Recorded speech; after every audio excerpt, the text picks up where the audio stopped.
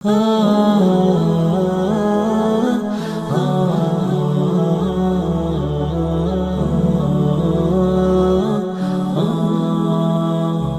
wudunya ada bagian yang tidak terkena air wudu. Jangankan sholatnya tidak sah, wudunya saja tidak sah. Kalau wudunya tidak sah, dia tidak sah juga sholatnya. Tidak sah juga sholatnya. Makanya dalam satu hadis Nabi SAW bersabda, "Wailun lil a'qabi minan nar." Celakalah kalau ada bagian dari wudunya yang tidak terkena dengan air. Sebutkan di sini minan nar. Ya, dimasukkan neraka oleh Allah Azza wa Jalla. Na'udzubillah. Betapa pentingnya perkara sholat sampai segala hal secara fisik kita, batin kita, kemudian tempat sholat kita, pakaian kita, semuanya harus betul-betul bersih dan suci.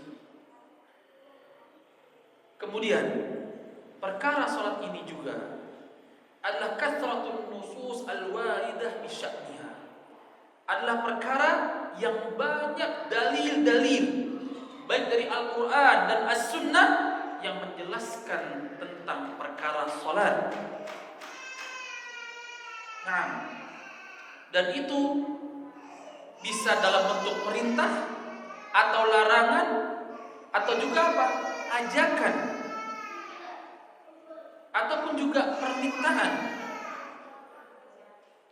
Nah, yang berikutnya terakhir yang menunjukkan urgensi salat adalah annahu ijtama'a fi muqaddimati hadhihi as-salawat at-tathhir al-badani wa tathhir al-qalbi hatta yadkhul al-insan fi salatihi wa yaqifa baina yaday rahmat rabbih wa huwa tahirul qalbi, tahirul badan, tahirul makan, wa hadhihi al-inayah tadullu ala ahammiyati hadhihi as-salah.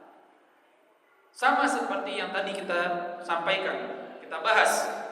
Dalam salat itu seseorang ketika melakukannya maka kondisinya sudah sempurna bersihnya, sudah sempurna sucinya. Baik sucinya atau bersih secara fisik dia, pakaian dia, tempat dia. Ketika seseorang sudah memperhatikan perkara ini, maka dia bisa melakukan salat. Berarti juga kita bisa melihat seseorang yang dia sholatnya asal-asalan, kita kembalikan kepada wudunya. Bagaimana wudunya dia? Bisa kita perhatikan pakaiannya.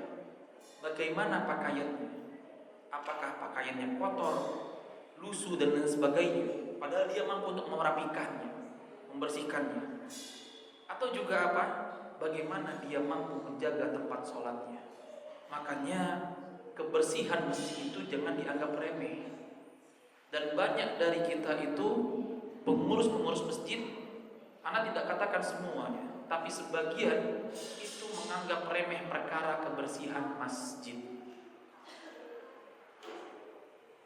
Akhirnya apa? Orang-orang tidak nyaman sholatnya. Ketika sholatnya tidak nyaman, tidak khusyuk dia.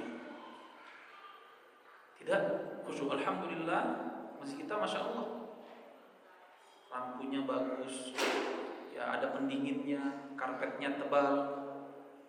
Khusyuk kita dalam sholatnya? Iya. Tapi kalau kita mendapatkan sebuah masjid yang tidak terurus, kira-kira bagaimana perasaan kita? Gimana Pak? Malah yang ada kita pengen buru-buru pulang. Yang penting apa? Selesai sholatnya kan? Seperti itu. Coba kalau seperti ini, kira-kira orang pengen buru-buru pulang nggak? Enggak. Pengen lama-lama sholatnya. Ditambah Masya Allah imamnya bacaannya bagus. Ya itu, penting kita menjaga ini. Karena sekali lagi, ketika seorang sholat, dia harus menjaga kekhusyuan sholatnya.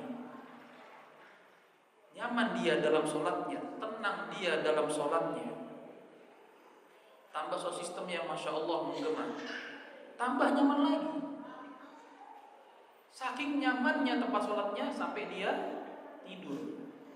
Pernah nggak gitu Pak? Ya kan? Ada tuh yang begitu tuh, saking tebelnya karpetnya itu, sujudnya lama.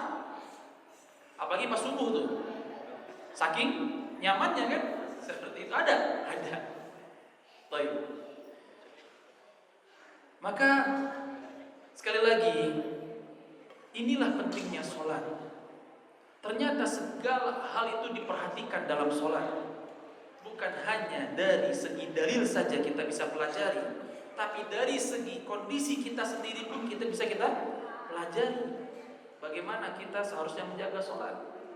Yang akhirnya ketika kita mengerjakan sholat dengan baik, tadi yang saya sampaikan, efek dampak yang kita rasakan bukan hanya ketika sholat, tapi setelah sholat, ketika kita bermuamalah pun nanti di hari kiamat kita rasakan itu. Maka penting kita mempersiapkan diri untuk sholat. Kita persiapkan diri untuk sholat. Kita perbaiki dulu wudu kita, ya dengan sempurna, bersih kita semua. Ya bahkan maaf, ketika kita buang air kecil pun atau buang air besar, itu betul-betul harus dalam keadaan bersih, tidak ada kotoran lagi. Kita pastikan itu. Makanya sangat membingungkan bagi kita semua kalau ada seorang muslim tapi dia kotor. Itu bingung kita. Kenapa? Padahal kita dalam sholat kita menjaga kebersihan. Tapi kenapa setelah sholat kita malah tidak menjaga kebersihan? Sekali lagi, bermasalahlah sholat kita di sini. Nah, wallahu ta'ala a'lam bishawab. Ini kaji kita yang bisa kita bahas pada malam hari ini. Insyaallah kita lanjutkan pada pertemuan pekan depan. Jazakumullahu khairan kepada ikhwan dan akhwat sekalian. Nah, mau ngomong lagi. Kita cukupkan dengan kafaratul majlis. Subhanakallahumma wa bihamdika asyhadu an la ilaha illa anta astaghfiruka wa atubu ilaik. Assalamualaikum warahmatullahi wabarakatuh.